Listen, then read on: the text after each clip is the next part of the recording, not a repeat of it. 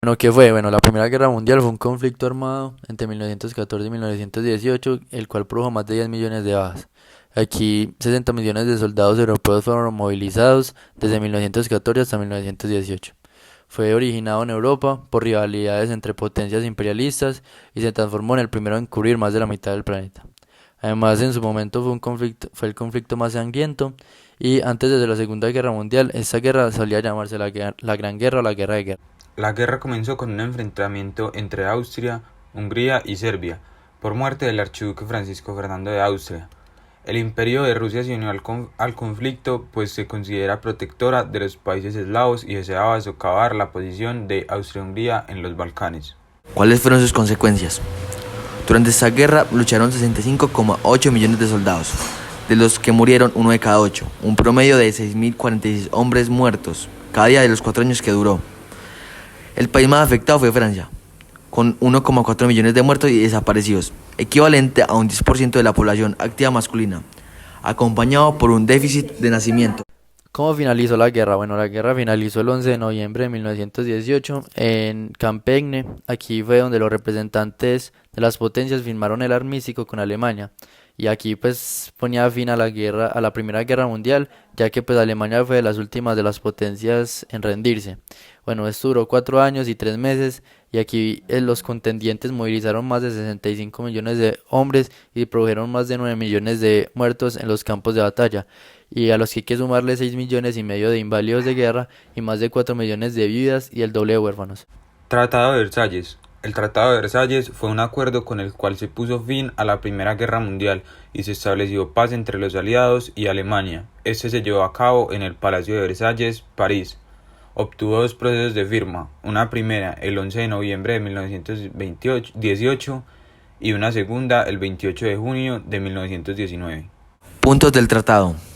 Reducción del ejército alemán a 100.000 hombres. Mucho material militar y naval alemán debió ser entregado a las fuerzas aliadas. Se le prohibió a Alemania la fabricación de armamentos de guerra. El pago de más de 30.000 millones de dólares a las fuerzas aliadas para la reparación de sus territorios. Alemania debió aceptar toda la responsabilidad material y moral de la guerra. Grandes territorios de Alemania fueron otorgados a las fuerzas aliadas.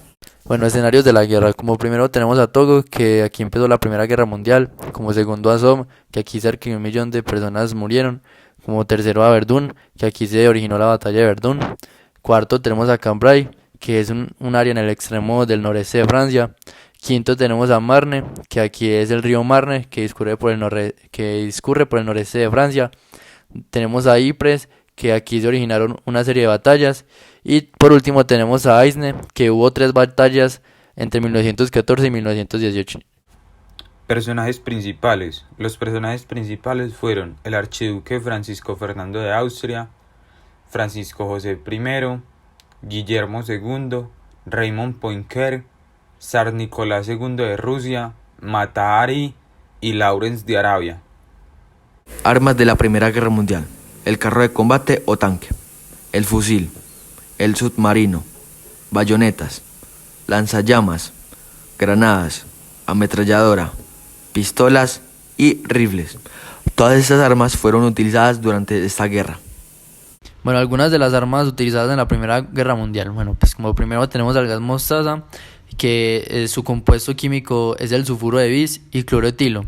Esta fue utilizada en 1917 y causaba un efecto vesicante, o sea que generaba ampollas en la piel. Tenemos el sulfuro de hidrógeno, que su compuesto químico es que tiene 2 átomos de hidrógeno y un átomo de azufre. Esta fue utilizada en 1916 y era un irritante muy tóxico. Tenemos el cloro, que este componente químico fue utilizado por primera vez en 1915 y tenía un efecto irritante y producía daños a los pulmones. Tenemos el fosgeno, que su compuesto químico está formado por carbono, oxígeno y cloro, que este fue utilizado en 1915 y era un irritante que además causaba daños a las membranas mucosas y a la piel. Además era corrosivo y tóxico. Tenemos una granada modelo 14 que era alemana, que se introdujo en 1915 y estaba compuesto de una cuerda con una esfera de porcelana, que además también se componía de acero que al explotar producía daños en onda con la explosión y daño con esquirlas del acero. Este era efectivo para las trincheras, pero no tanto para vehículos blindados. Bueno, como datos curiosos, como primero se considera que más de 14 millones de civiles perdieron la vida. Además, Estados Unidos tan solo participó 9 meses en el conflicto, pero 296 de sus soldados se suicidaron. La Primera Guerra Mundial fue la primera en que se registró el uso de armas químicas.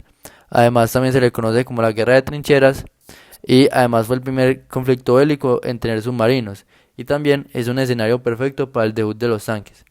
Esta comenzó en 1914 y terminó en 1918, hace un poco más de un siglo, y la Primera Guerra Mundial costó la vida de 10 a 60 millones de personas. Reflexión. La creatividad del hombre ha evolucionado mucho a lo largo de la historia. Como hemos podido evidenciar en el pasado y en el presente, esta creatividad ha sido utilizada tanto para bien como para mal, pero lo importante acá no es cómo ha sido utilizada, sino cómo lo va a seguir siendo y hasta dónde podría llegar esta creatividad. Como lo vemos en la actualidad, la creatividad del hombre ha potenciado de manera fenomenal a la tecnología. Sin embargo, cuando analizamos un poco el pasado, podemos ver que esta misma creatividad desarrollada por el hombre a lo largo de la historia también ha sido usada para cosas malas como hacer daño a otros o en su defecto autodestruirse. Con esta guerra nos pudimos dar cuenta de que los seres humanos somos muy inteligentes a la hora de inventar cosas nuevas. Sin embargo, esta inteligencia la hemos usado exclusivamente para hacer cosas malas, como lo son pistolas, gases químicos, bombas y vehículos con armas que fueron creadas exclusivamente para autodestruirnos en esta guerra, tomando malas decisiones o pensando que estamos avanzando cuando simplemente estamos retrocediendo.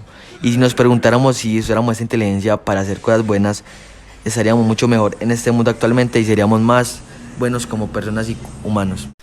Tal como afirma Fernando Tiras de Bes en el 2013, la creatividad es una facultad pero inherente a nuestra naturaleza humana. Este nos explica que la creatividad es nuestra naturaleza humana y es una cualidad que todos poseemos y que todos podemos hacer uso de la misma en cualquier momento, ya que es una capacidad común. Además, tenemos la capacidad de usar esta en pro de mejorar e innovar, mientras que también tenemos la capacidad de usarla en autodestrucción y no necesariamente contra nuestra misma persona, sino con las que nos rodean. Al destruir esto, destruiremos también creatividad y valores que pueden ayudar a progresar y generar un mundo muchísimo mejor. Tal como lo afirma América González Valdés en el 2000, la innovación y la creatividad se asocian frecuentemente no solo con la prosperidad económica, sino con los avances específicos en el conocimiento y la consiguiente mejoría de la salud y el bienestar de nuestras personas. Como nos muestra el autor, la creatividad del hombre se puede usar para un sinfín de cosas o situaciones, y lo que deberíamos aprender es a usarla bien y en pro de la innovación, ya que así nos beneficia mucho más que la forma en la que hemos visto que se ha utilizado en el pasado, por ejemplo en la Primera Guerra Mundial, donde se usó la creatividad para crear diversos tipos de armamentos, vehículos y demás que fueron utilizados simplemente para la autodestrucción. Para concluir, se podría decir que el hombre a lo largo de su historia siempre ha innovado para destruirse a sí mismo aunque no se den cuenta. Siempre lo han hecho, como por ejemplo en la Primera Guerra Mundial, que la gente creó múltiples armamentos con el único fin de acabar con el otro, con el de su misma especie. Y eso que para crear una cosa de estas hay que ser una persona muy inteligente y creativa. Y la pregunta que yo les vengo a hacer ahora es, ¿por qué dicha inteligencia y creatividad no la usamos para ayudarnos entre todos? ¿Por qué siempre para matarnos entre todos? Por eso los invitamos a que las nuevas generaciones que tienen el mundo en sus manos inviertan todo el conocimiento y inteligencia que tienen para hacer de este mundo un mejor lugar para todos los habitantes del planeta, sea cual sea su procedencia.